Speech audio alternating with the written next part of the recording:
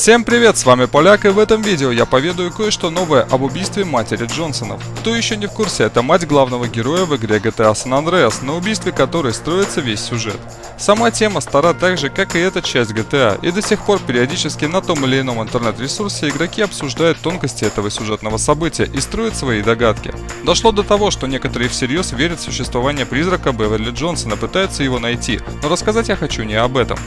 Многие уже давно прошли сюжетную линию этой замечательной игры, и всем прекрасно известны главные фигуранты дела об убийстве матери Си-Джея. В первую очередь это офицеры Тенпенни и Пуласки, которые выступают заказчиками данного преступления. Исполнителями являются участники банды Баллас, а организаторами, к большому сожалению Свита и Карла, оказываются их друзья Биг Смоук и Райдер. И казалось бы все, по прохождению сюжета игрок раскрывает всю картину подлой схемы продажного полицейского. Но я заметил еще одну деталь, она не несет принципиального значения, однако если вы настоящий любитель GTA San Andreas, интересуетесь тонкостями и секретами этой игры, то вам наверняка это будет любопытно.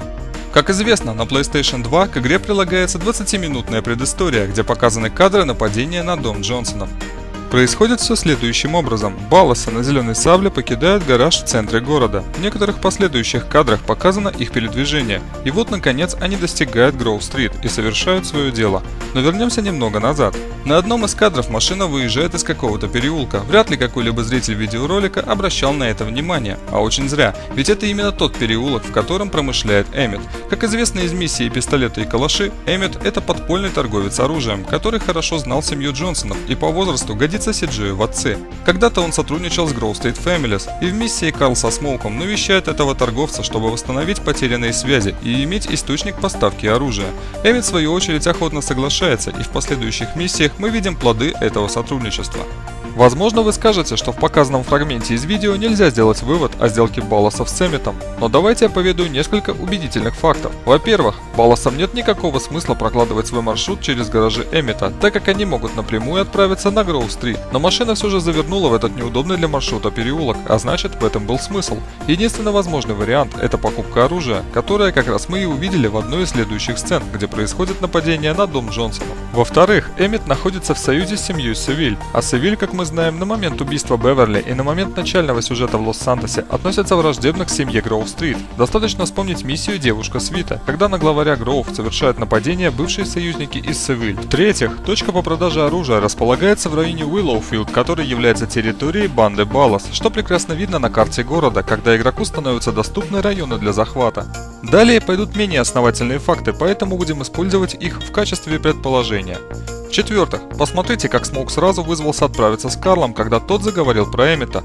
Так как Биг Смоук является организатором убийства Беверли, то вполне возможно он хотел лично проконтролировать встречу Карла с продавцом оружия, чтобы последний не сболтнул лишнего, ну или что-то типа того.